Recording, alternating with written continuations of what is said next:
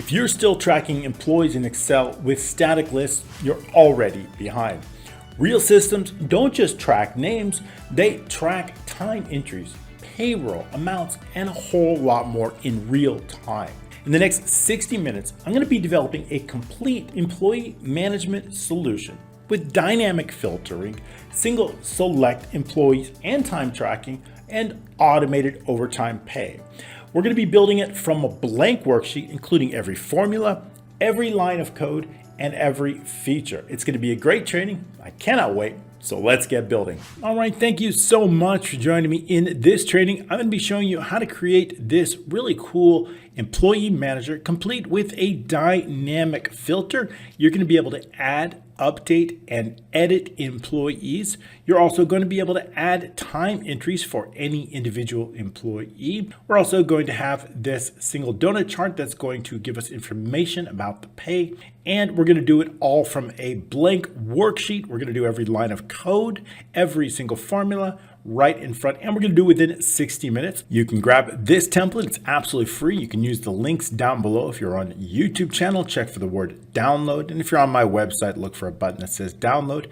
And I'm going to get this sent right over to you absolutely for free. Please don't forget to subscribe to the channel. Make sure you comment below and like the video. I do appreciate all of the great feedback. So without further ado, let's get started. Okay, so the first thing we're going to do, as always, and we're going to make sure to color our admin columns here, both A and B. We're going to get a gray color. And I also want to add a title. I've got one saved here in the admin. It's just a little bit easier because it's formatted along with a logo there. So I'm simply going to copy those using Control C, and I'm going to paste them right up here. Now I'll move them over. We'll center this, and this one's going to have the name of the employee manager. So we'll give it a nice title.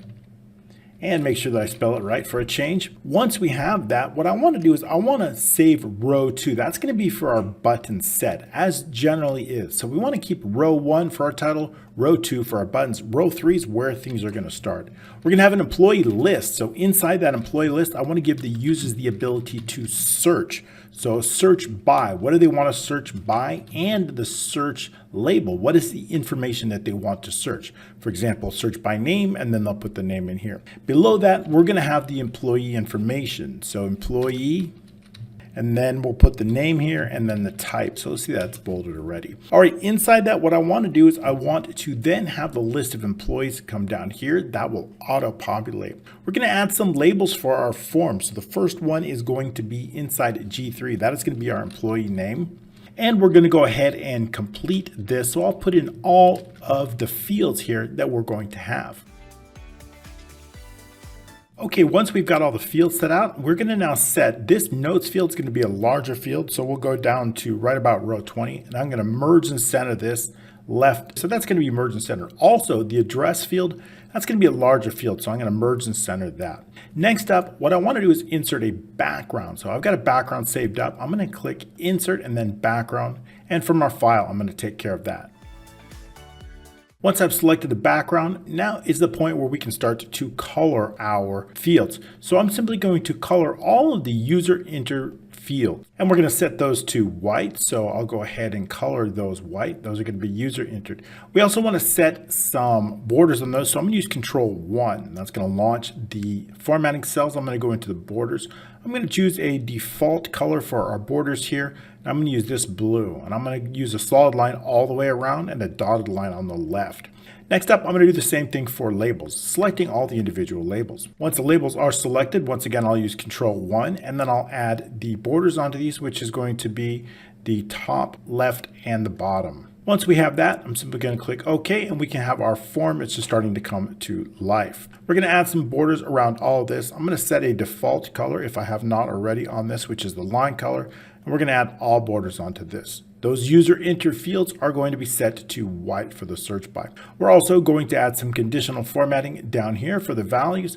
And next up, we want to enter some information for our time entries. So I'm going to go ahead and do that now. Okay, once we have that, we're going to add in some information. I want to make sure that we also have space for our data. So that means all of our time entries are going to list down here. So I want to add those, and I'm going to put those in row 8. That's going to leave us 2 rows with some information. So we'll put in the date here. I'll put in time in, And I've previously formatted this to help things go.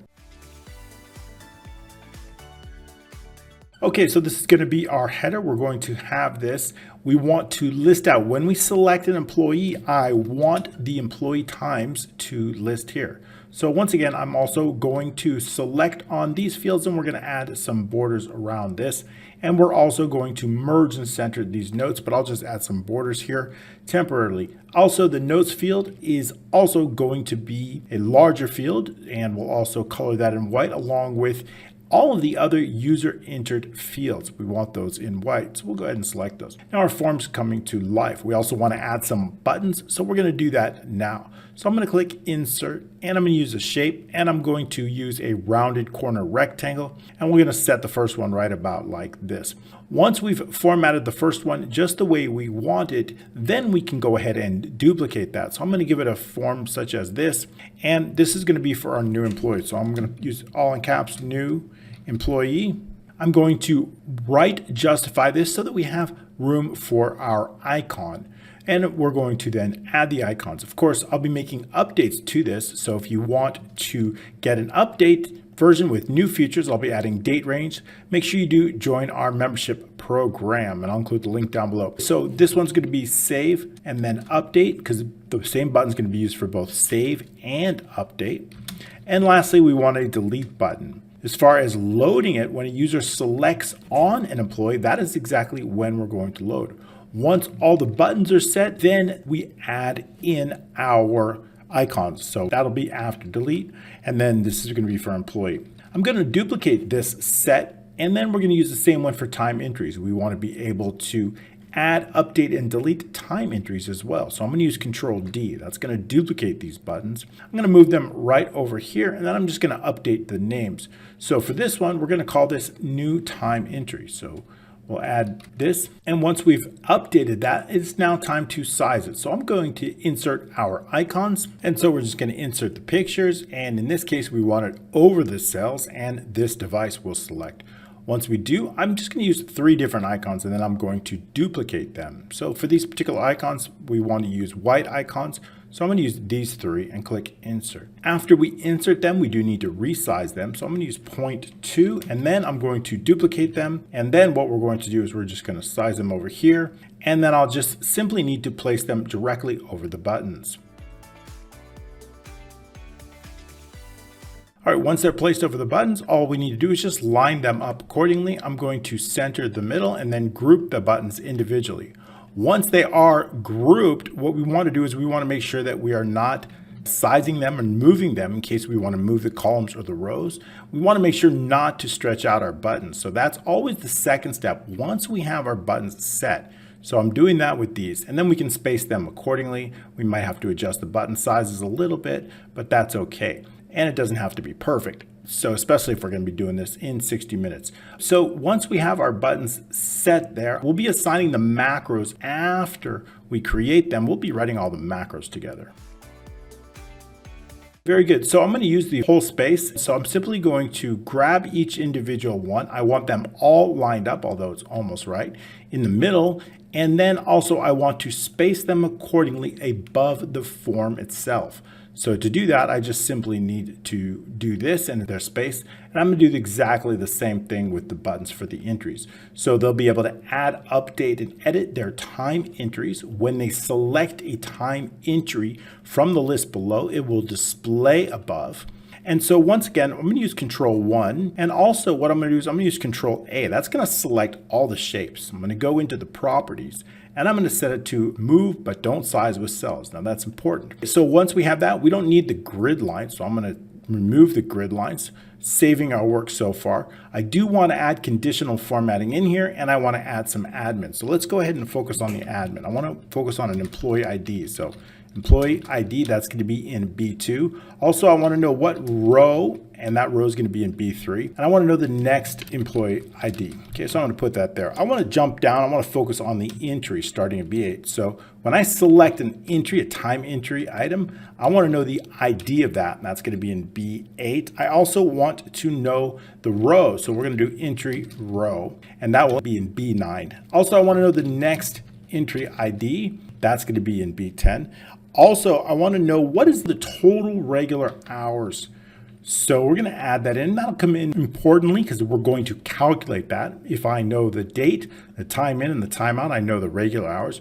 We're going to add in the ability to have overtime hours. So I want to know the overtime hours. I want to know what their total pay is. So that's great. What I'm going to do now is I'm just going to give that a color, and I'm going to give it borders all the way around. We will add additional admin here in section. We're going to use a small graph, maybe some charts, depending upon how much time allows for us to do just that. I want to make sure this training gets done in 60 minutes or less. So we'll see what we can squeeze in that time. All right, so I've now colored these uniquely. So let's go ahead and take a look at some of the other data. I've got time entry items. So these are all the entries and some data that's going to help us. But what I want to do is I want to turn this into a table. So I'm going to use Control T. And then what we're going to do is it does have headers, and I'm going to start it out in row 3. That is exactly where our headers are.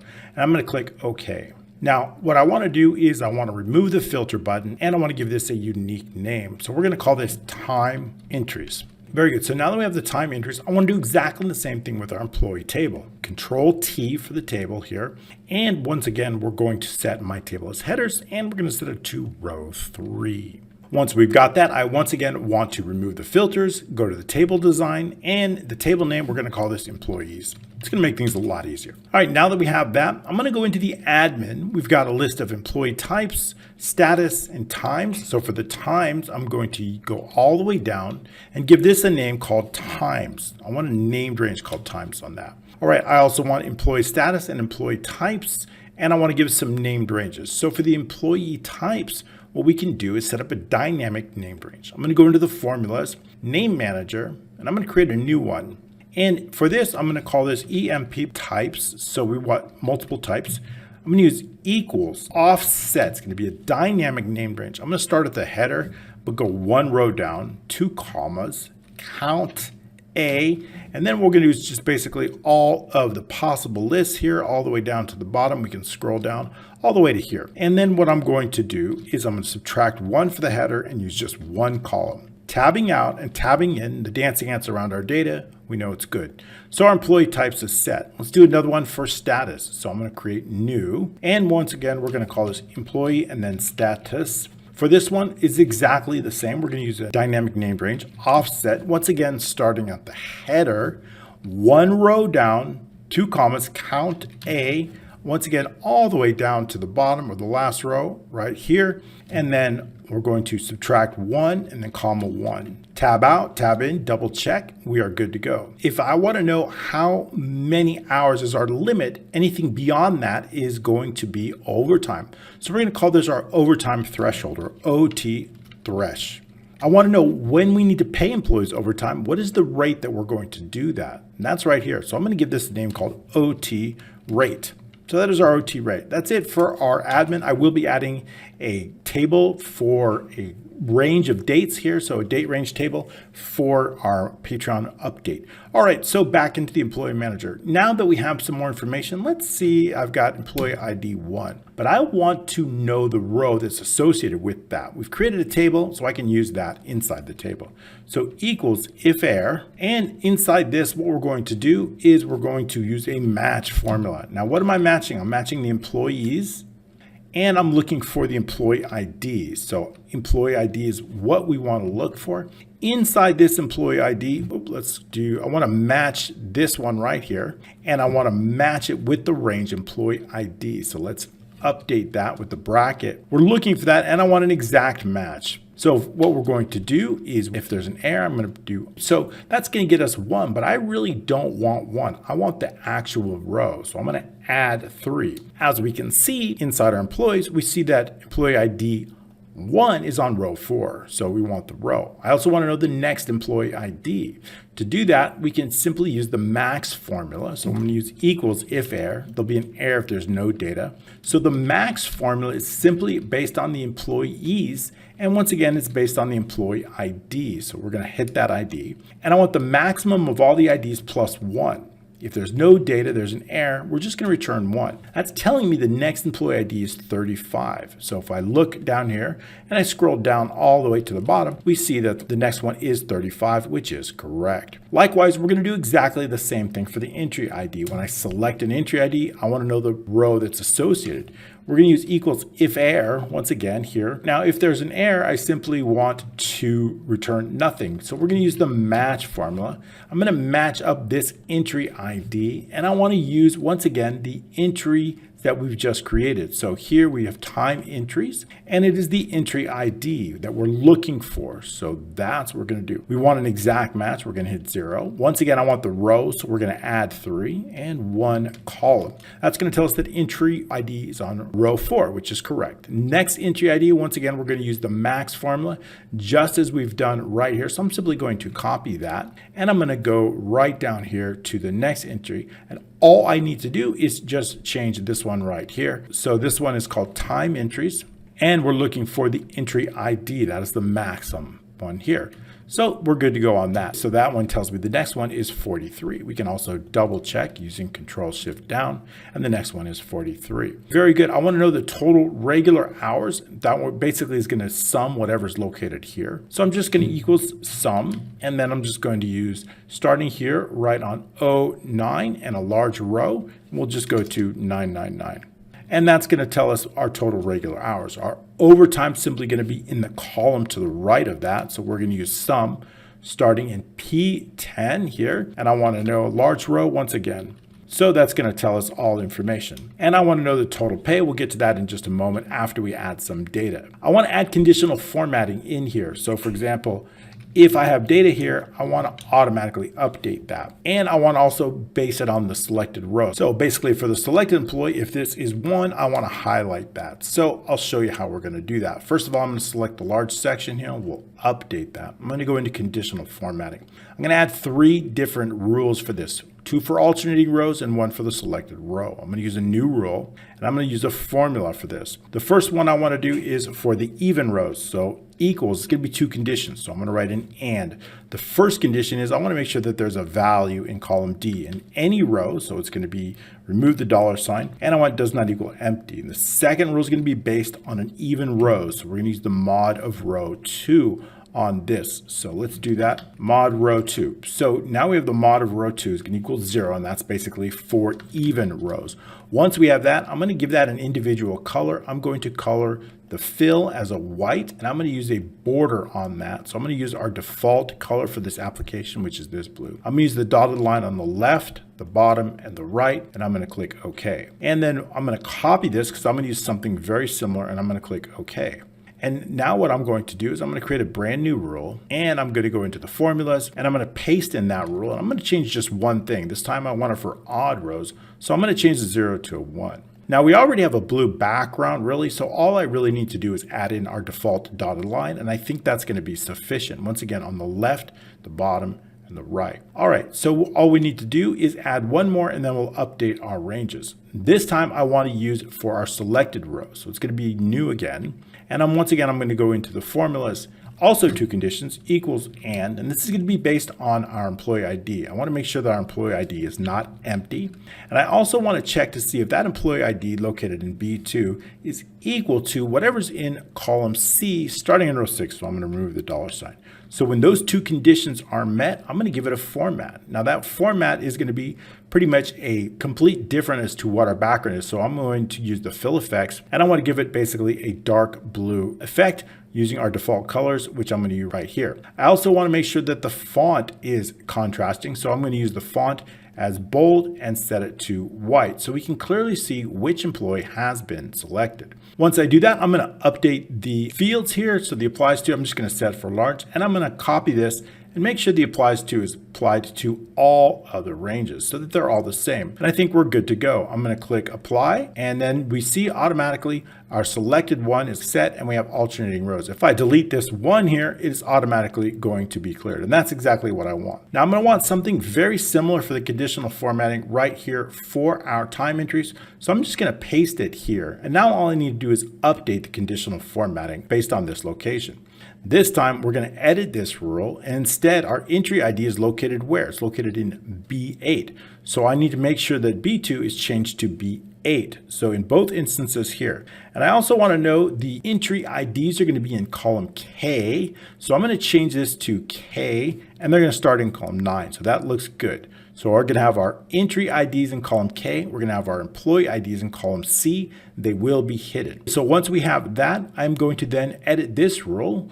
We're going to see that this rule is going to be based not in D9, but this is actually going to be in L9. So if there's a value in L9, and I'm going to change that. And also we're going to edit this rule. We're going to change it to L9 as well. We also need to update the applies to for all of them accordingly. So once again, for the applies to, I can simply select the starting point and then a large row to the point. So we're going to change this once again. Instead of 13, we'll go 999. I'm going to take that and I'm going to copy that. Control C. I'm going to paste that across. Now, when we do the apply, I want to make sure that nothing changes here. Sometimes things change. Everything looks okay. I'm going to click OK. All right, so now what we're going to do is I'm just going to add some data here. And you see how entry ID 1 is here in B8. If I were to put a 1 right here, that should highlight that row. That's perfect. So our conditional formatting is done. I think I'd also like to add some period totals in here. So I'm going to do in period totals. Now what I want to do is I basically want to use this field here. So we're going to put the regular hours and the overtime hours. I'm going to add this a little bit more below, and I'm going to update that. So basically our period totals I'm going to put down here. So I'm just going to move them down here, and I want to add in the overtime hours for our specific employee, and I'll show you what that means in just a second. So I'm simply going to copy this, and then we're going to paste it right down here. Once that is copied, we are just going to put in here total regular. This will be great for a donut chart that we're going to have coming up. And then our total overtime. We'll be populating this with data shortly as well. I'm going to give this a color, and I'm just going to make a quick update once we get in some data. So for our regular hours and overtime, I'm just going to delete these for now. I'm going to wait to get some data so that we can actually show, and as well as the pay.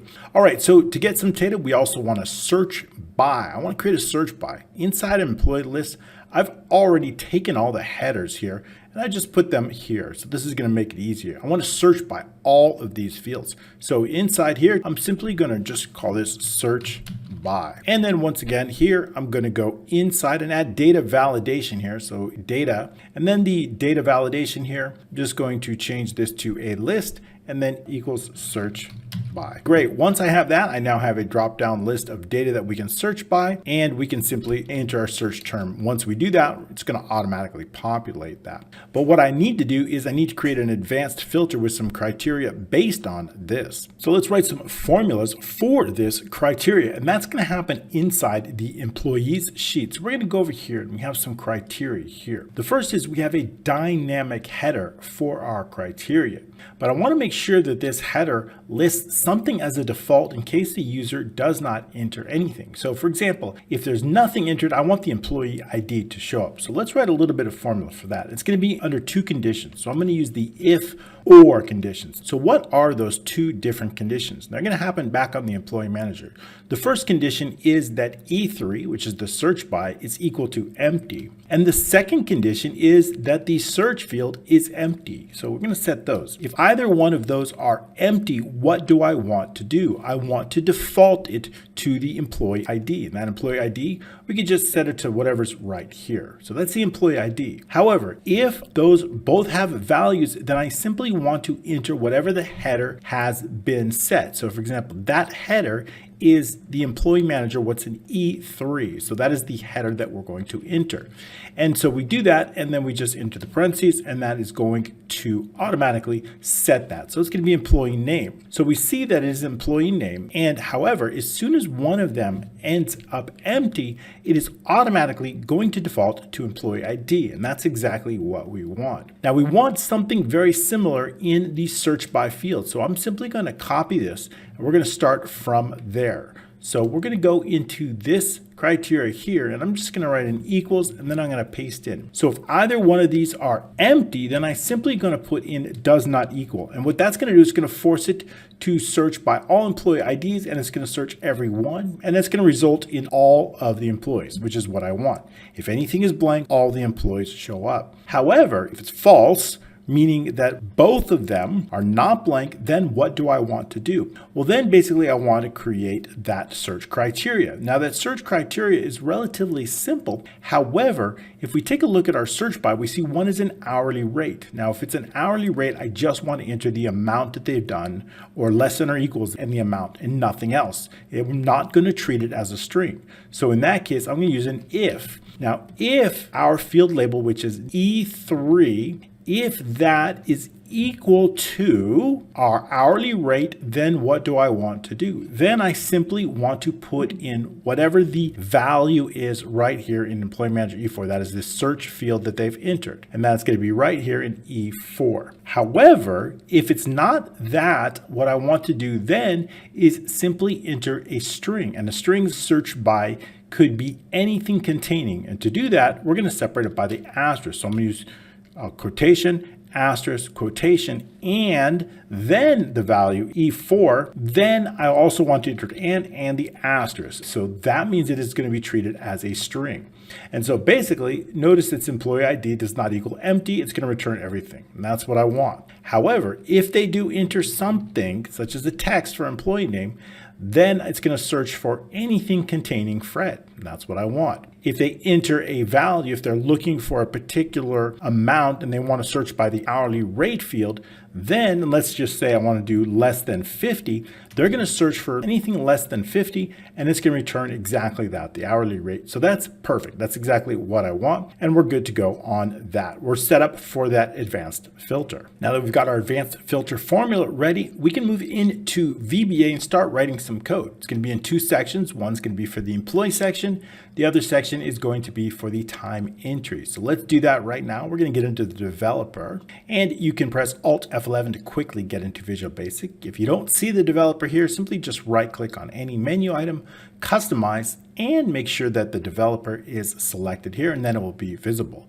Into Visual Basic we go, and I've got two open, one is sample here, and we're going to focus on this one. So the first thing what we want to do is insert a module. So I'm going to insert a module here, and it's always a good idea to name your modules via the properties here. So I'm just going to call this employee macros, and that way we know exactly what is in it. Inside this, we're going to write several macros, and then we'll dig deep into them. The first one, we want to load our employees list. So it's called sub employees, and then load the list. That's going to populate our list of employees. We're then going to write our sub employee add new, which will add a brand new employee. It'll clear the fields, and that's what we want. After that, I also want to be able to load an employee, and so we'll do sub employee and then load. We also want to save an employee. We're going to use the same macro for both saving and updating. To do that, we're going to write in sub employee save and update. And lastly, we want to be able to delete an employee. So sub employee and then delete. So that's the framework of all of our employee macros. So the first one we want to do is load the list. Before we load the list, we need to clear the existing list. I'm going to put the employee IDs here. So when we clear it, we need to clear C6 all the way through E in the last row. So to do that, we're going to focus on the employee manager. That's the code name for the sheet. We're going to use the range, and we're going to use C6 all the way through E, and then we'll just do a large row. And then I want to clear the contents. Once we do that, we can turn our focus to our employee sheet. I'm going to bring this up here. We're going to use this less, and we're going to then focus on the employees. I want to run an advanced filter. I want to determine the last row. Our criteria is going to be based on U2 through U3. We're going to have the results of that come into three different columns. It's going to be the employee ID, name, and employee type. And that's exactly what we want right in here. So let's go ahead and write that macro out right now. And to do that, we're going to start out with some variables. So we're going to dimension our employee row as long. I also need to loop through the column, so employee column as long. When I have run the advanced filter, I'm going to need the last row as a long variable, and also the last result row as long as we determine the results. Inside that, we're focusing on the employee database. So that is right here, the employee database where our employees are stored. Inside that, I want to determine the last row. The last row is going to be equal to A and Alexa up. That's the last row. If the last row, I use auto hotkey for that. If the last row is less than 4, then of course we need to let the user know there's no data. If the last row is less than 4, we can exit the sub. That means there is no data. So we're going to run our advanced filter. Now our advanced filter is going to be based on starting in row 3. If we take a look all the way to column M. So that's exactly where we're going to go. Column M is the last row. Our criteria, as we've seen already, our criteria is going to be based on column U. So we just need to set that up, change this from AA to U2 and U3. All right, so now what we want to do is I'm going to set our results. Where do we want the results to appear? I've got some area already that I've set for the 3 columns, employee ID, name, and type, from X through Z. So that's exactly what we're going to do. Place this as an X2 all the way through Z2. So that's going to run our advanced filter. We're going to determine the last results row. The last results row is going to be based on column X. So we can have that here. Inside that, now we can probably sort by name. But what I want to do is I want to make sure that we have results. So if the last results row is less than 3, we can exit the sub. That means we have no employees. If the last result row is less than 4, that means we only have one single result. Then go to no sort. So basically we're going to skip the sort if there is just one row of data. Inside the sort, I want to sort by names, having the last name first. To do that, we're going to set up a sort, and we're going to use the employee database. So instead of tasks, I'm just going to replace that with the database. We're going to base it on the employee names, and we want it ascending. Our first one is in Y3, so we're going to change that to Y3. We want ascending, which is correct. Now, the entire range of our data is based on X3 all the way through Z. So what that's going to do is going to sort it. Once they are sorted, I want to bring all of that data into our employee manager. So employee manager dot range. Now, where's it coming? It's coming to C6, correct? That's the first. And we're going to eventually hide that column C6 all the way through E and our last result row. But our first results row start on row 3. So I need to add 3 dot value. See, because our first row starts on row 3 here, but our row starts here in 6, so we need to compensate. It's going to equal what? We're going to set the range. The range is going to be basically X3 all the way through Z, and then the last results row, and the last result row dot value. So that's going to be the macro. When are we going to run this macro? Anytime an employee is deleted or saved or updated. We can run it right now and check for any issues. It's going to populate them. Everything's been sorted properly. If we look to the employee manager, everything is correct. We'll eventually hide these numbers. We don't need to see them for much longer. Okay, so now what I want to do, now everything's been populated, it's correct. So we have an hourly rate of less than 50. If I want to search for Fred, here I can do that based on the name. So let's check the criteria here. We're going to set the employee, and then I'm going to run the macro one more time. We're going to run it, and now we're going to see to make sure that the results are correct. If I delete this, it's simply going to return all of the employees when we run it. Now that we have, we're also going to run it on any change of E4. We're going to run that list on any change of E4. So what I'm going to do is I'm going to copy this. We're going to go directly into the employee manager. And I'm going to focus here on a worksheet, and I want to focus on any change of the worksheet, not selection change. So anytime the user makes a change, if not intersection. So basically what I'm going to do is going to focus on a single cell. If the user makes a change on a cell, I want to run this macro here. What cell are we focused on? We're focused on E4. So we're going to change this to E4. Now, any change at all automatically is going to be updated. So if I change this to Fred, and it's going to automatically clear. And if I click delete, it's going to clear one more time, and it's going to update the macro. Perfect. So now that we have that working good, we're going to close out of here, and we're going to go back to our macros. We're going to add the employee add new. I want to add this one in. So in this one, we're simply just going to clear some cells. So employee manager dot range. And what is the range of that? So basically it's a bunch of cells that I need to clear out. I want to clear out the selected employee ID that is located in B2. So we're going to put that first. Any selected entry ID, which is in B8, I also want to clear that out too. So, okay, next up, I want to clear out just the remaining cells. So H through J. So I'll do these.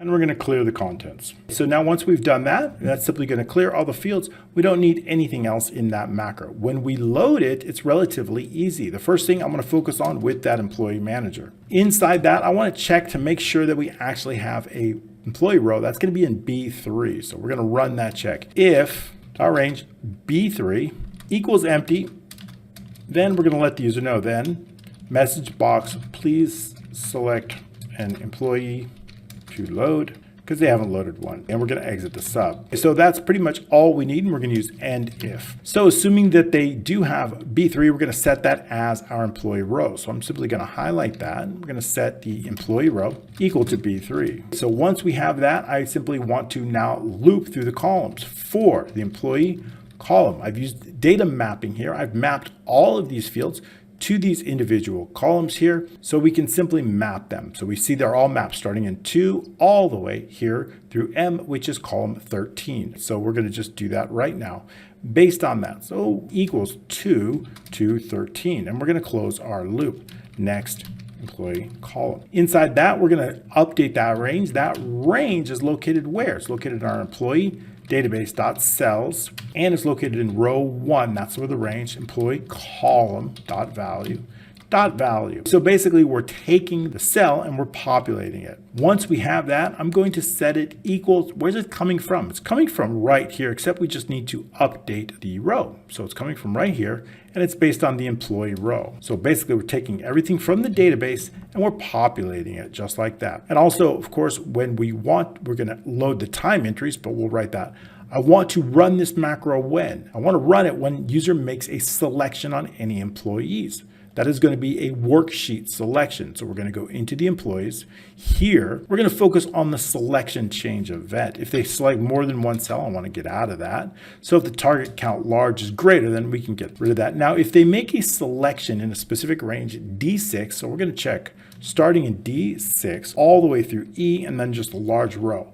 However, I need to make sure that there's a value in D, and range D and the target .row .value does not equal empty. Then what are we going to do? We're going to do 2 things. The first of which, I'm going to take whatever's located in column C in the row and I'll place it directly inside B2. So B2 is going to equal whatever's in range, and we're going to use column C, which is the employee ID, and the target .row .value. Then also I'm going to run the macro employee load.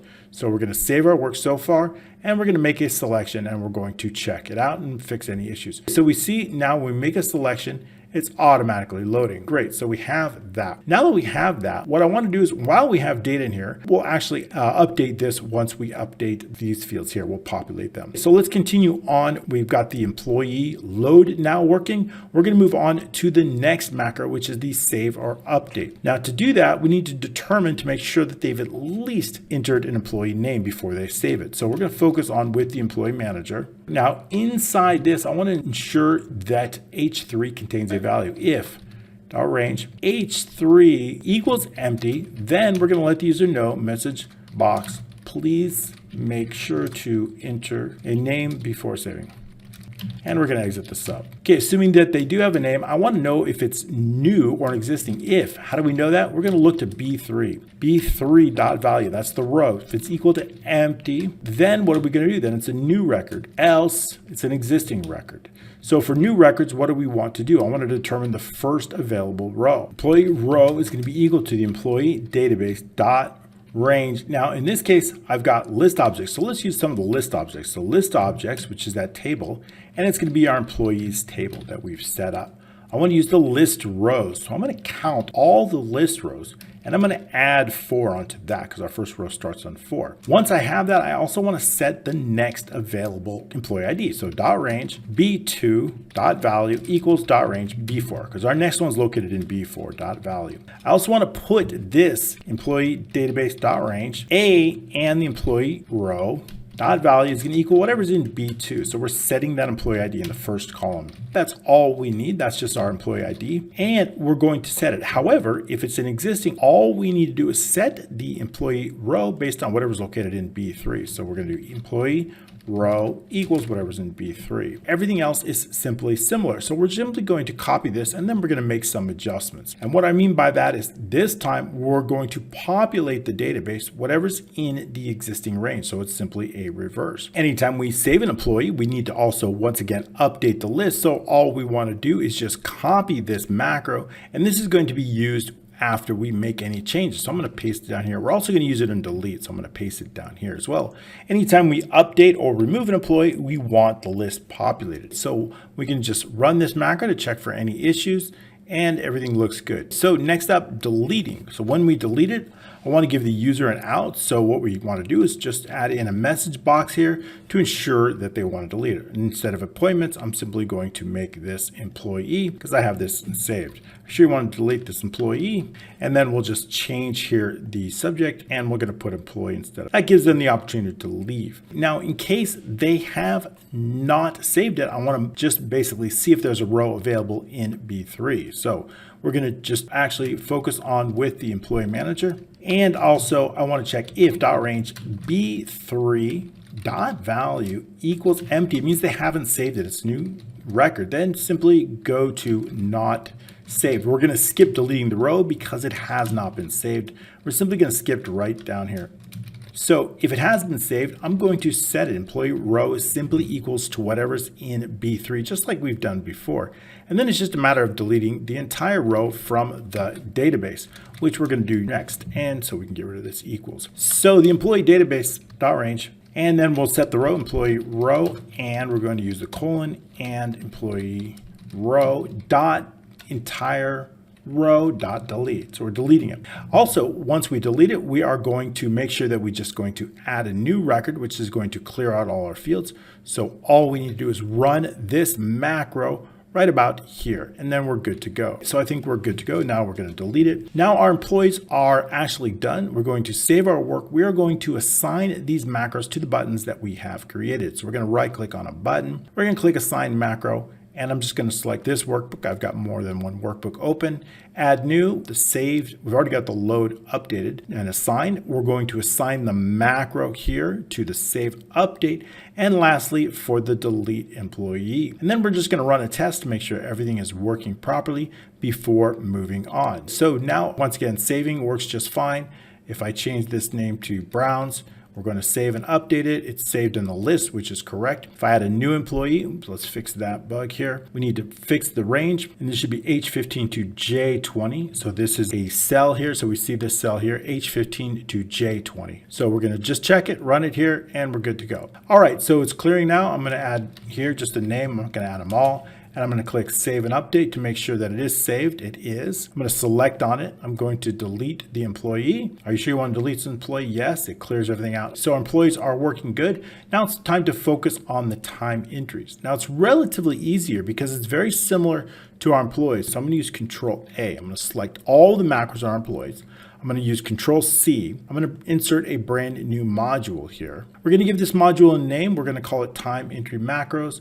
Time entry macros. That's sufficient. And what I'm going to do is I'm going to highlight this and Control V. We have duplicate macros. Obviously, we can't have that. But what we can do is use search and replace to make it easier. Control F. I'm going to look for anywhere it says employee, and I'm going to replace it with time entry. It's not all going to be perfect, but it will happen. Make sure it's this current macro only. And I'm going to replace them all inside this. I'm going to look for anywhere. We start with the biggest string and go down employees, and I'm just going to change it to entry and replace all. And I also want to look, so obviously we have time entries. We've got a space here that's not going to work, and we can make a time entries. So basically the entry manager is not. I'm going to change anywhere it says entry manager, and I'm going to change it, of course, to employee manager. So it's just like this makes things a lot quicker, and replacing it all within the module. So we can quickly look around, and then we can fix entry database. This looks correct. So this is the database. And now what we want to do is I want to modify it. So here, what I'm going to do, starting in column K9, all the way through Q, I want to clear all the time entries for the selected employee. So to do that, we are going to update this range for that. So we're clearing out entries this time. We're not clearing employees. To do that, we're going to change this to K9. We can remove this, and it's going to go all the way through Q and a large row. So we're going to change that to Q. Now I want to run an advanced filter based on the entry database. And I want to base it on this employee ID here. I want to know all the time entries for this employee ID. To do that, we're going to move over here, and I'm simply going to link up our employee ID, which is going to be equals, we're going to select here this employee ID. So I want to know all the time entries for employee ID 25, and I want those results to come right here. So we're going to run with another advanced filter, but this time we only need to update the existing macros. So the last row is correct, A3 is correct, but it goes to column J, so we're going to update that. Our criteria is in column P, not U, so we're going to change this to P. Our results, they're going to come all the way from T2, and they're going to go all the way over to, let's just scroll this up and reduce these columns. We don't need them that big. We can see more. So our results are going to come all the way to column Z. So we're going to update this to, it's already on Z, and we're going to change the required field to column T. Once again, we're going to sort. This time I'm going to sort them based on date, and I want to base it on descending. I want the highest date first. I'm going to base that date on column U3. So we have that. I want to make sure that we've updated the database. That is correct. Column T, that's the range, right? We're going to apply the sort. So I think that looks good, T through Z. Once it comes over, we're going to bring it into K9. So K9, and it's going to come all the way into Q. So we need to change this to Q. They start on row 9, and so we need to add this to 6, right? Because they're starting on row 9. And we're going to change this to T. So now we have everything for that. Once again, saving our work before running any macros. I'm going to run this macro and see if there's any issues.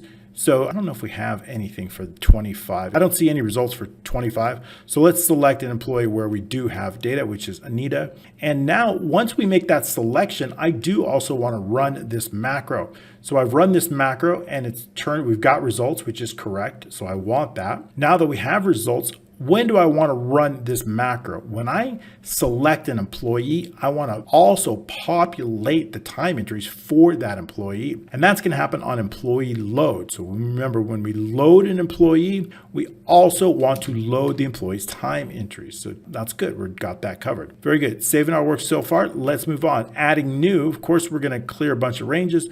I only want to clear here B8, which is the entry ID in B8.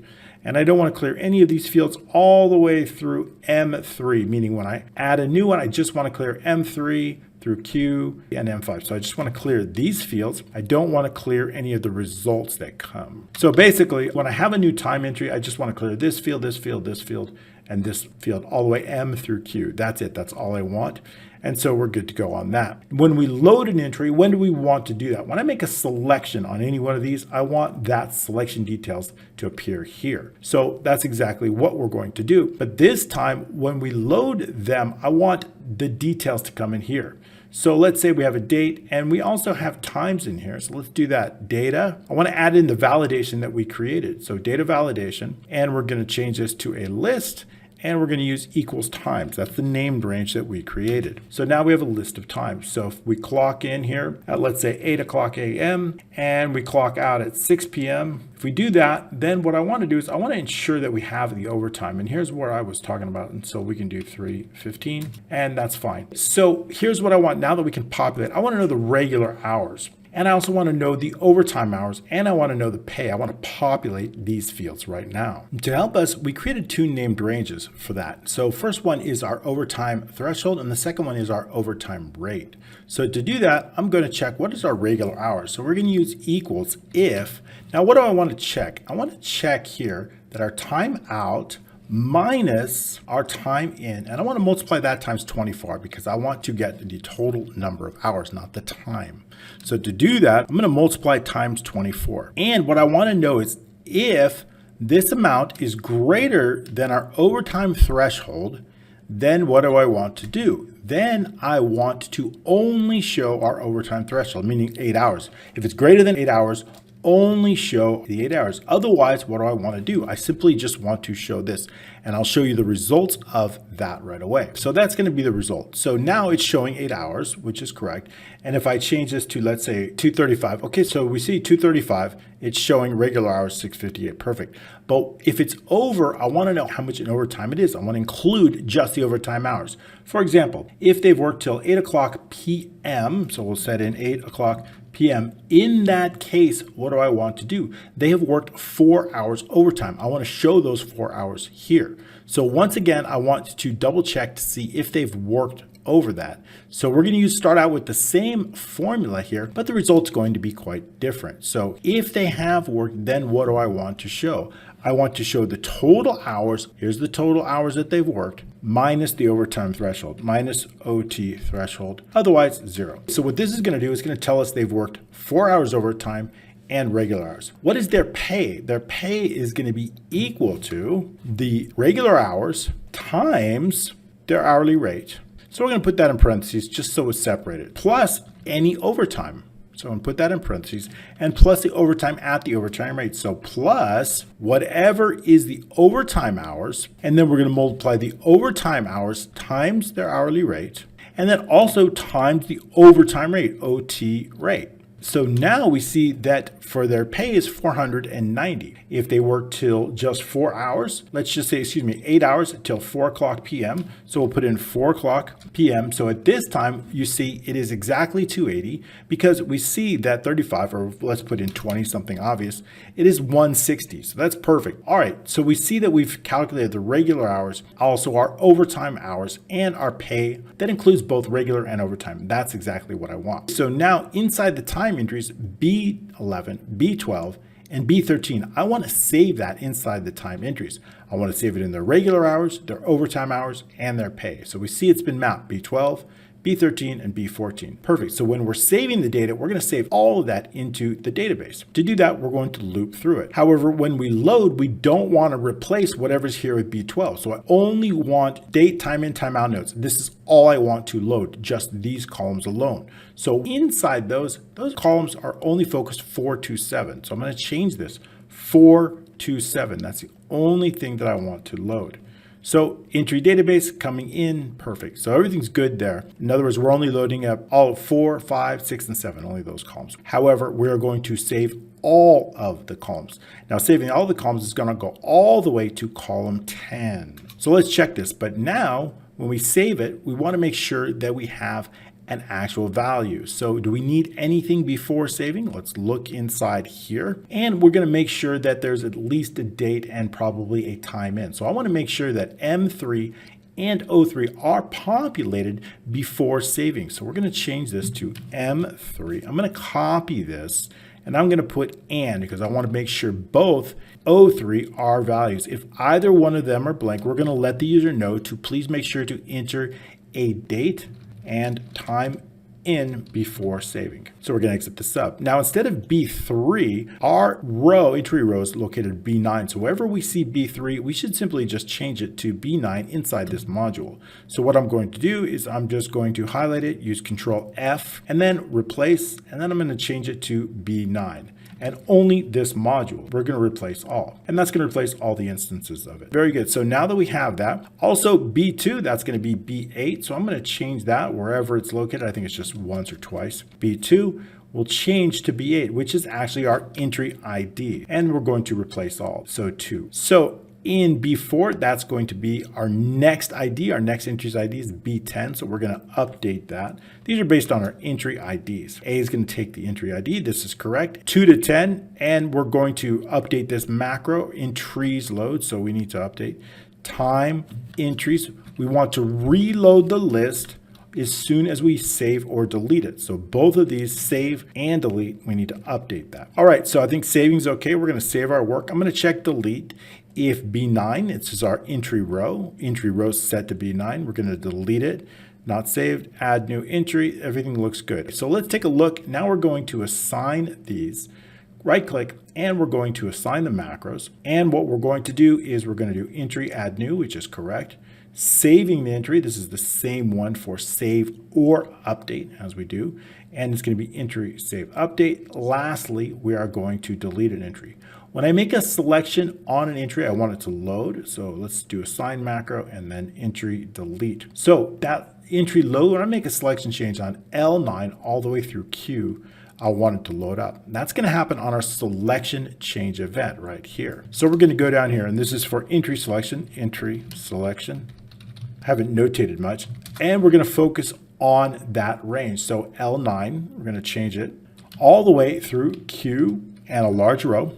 Also, we need to make sure that L in the column and range L and the target dot row dot value does not equal empty. Then we're going to do something.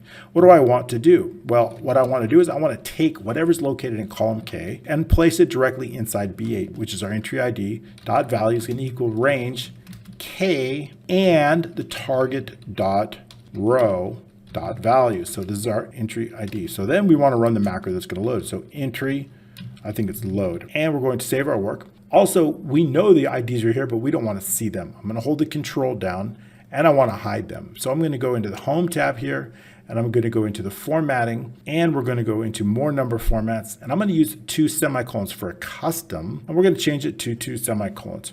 And that will hide them, although they're still there. We don't need to see them. All right, so now when I make a selection on here, it's going to load this. This looks good. Everything's getting loaded up just the way we want it. And so we see our overtime hours, and we're going to create a new. That looks good. We're going to save an entry. That looks good. And for a new entry, I'm going to select a date. When I create a new entry, 03 didn't clear out. So let's take a look at that. New entry, we're going to go into our time entries and we're going to look inside the O. We need to make sure that M3, so we need 03 and we need Q3. So 03. Okay, taking a look, obviously time entries, this needs to be updated, time entries. It needs to be updated exactly like our database here. So we're going to look in to double check it that our table is exactly the same, time entries, which is correct. Okay, let's take a look back in the employee manager. If we add a new time entry, this row should be emptied. If there's an error, we want to show empty so that we force a brand new row. So we're going to enter a new date, 3/20, and I'll go ahead and enter time here. And also the closeout time, we'll do 6 a little bit later. We'll add in some overtime and we'll do a test notes. Saving that entry, we want to make sure that it shows up here. This isn't correct, the overtime hours. So we just want to make sure that it ends up in the right cell. So the overtime hours here, we're going to take a look in the entire. We see that the overtime hours should be the total pay. So we want to make sure that that happens. So to do that, we're going to check back. We see that B13 is the pay. We're going to look at the overtime. We're going to make sure that the total pay is B13. So we're going to add it. This should be 11, 12, B11, B12, and B13. That's exactly the way we want it, right? So B11, B12, and B13. Once again, all we need to do is load it and save those entries. And now we see that it's correct. Overtime hours 2.08, regular, and then the pay. So we have everything mapped accordingly. We can save it and update. If I save this one, it's going to automatically update. Very good. I like the way that this is looking. I've got the totals here, but I would like to add a little bit of a donut chart. We have a little bit of space on the right. So why don't we do that? That's going to grab those total time and total overtime. So I'm going to highlight that and I'm simply going to insert here a donut chart. Since I've already selected the data, it's going to enter it. We have the total regular and hour. And now I'm just going to fill in the space that we have to do. And then we're going to format that donut chart. The donut chart title, I simply want to put something like period totals because that's going to be the period. For our Patreon, I'm going to add in a date range so we can set the period. Here we're going to call this period totals. I do not need a background on this chart and I do not need a border on that. So what I'm going to do is go into the format. We're going to do no shape fill and no shape border. I'm going to select on this, use Control 1. I don't need any borders around it. So we're going to actually remove the borders. We don't need that. And let's go ahead and slide this over so we can actually get a look at it. We'll do a gradient fill on that here. And this one here, which is our overtime, I'm going to gradient fill that a little bit different, obviously. I'll use an orange on that. Let's bring that into the screen so you guys can actually see it. And on that gradient fill, we'll set that to maybe an orange, these two colors here. I want the overtime to be clearly defined and different so we can see that. That's exactly what I want. We're going to then select on it as a whole, and I want to update the whole size here. And we're going to change it just a little bit about here. We're going to update the image and look a little bit of feel, have it bring a little bit modern. So we'll add a shadow onto that. I will also add a little bit of a glow onto that using the theme colors, which is the blue here. And also we're going to add some data labels and some totals. So I'm going to insert and then we'll add in the data labels. Now on these labels here, we can bring them outside here. If we're going to add in the categories, So we can do that. Let's select out and then select in here. And I'm going to add those categories. So right here, once we have the categories, I really don't need that. I'm going to delete that here. We've got enough space. So I'm just simply going to update this. So we know the total regular and we know the total overtime. We're going to format that. I want all the text to have the same color. So I'm going to use our theme color here. I'm going to set it to bold here, and we're going to use that theme. And then we'll increase the font here. So once we do that, I'm just going to update these so we can see everything accordingly. So we have our period totals. We know exactly how much our overtime is. All right, a quick review. So we've created an employee manager. We have a easily search, so we can search by any name or any type of category. So we have a dynamic search, single selection to load an employee. We can save, update, and add employees. We can quickly and easily add time entries. We can calculate the total period pay if we want to. We have a period totals and an employee manager that we've been able to create in just 60 minutes. I hope you have enjoyed this just as much as I've enjoyed bringing it to you. I've got a brand new update on my AI tool pack, 12 features. So make sure you grab that. That'll really propel your Excel work and also is going to reduce the time. So that's the AI tool pack. I got a really low price on that. Great features. Thank you so much, and we will see you next week.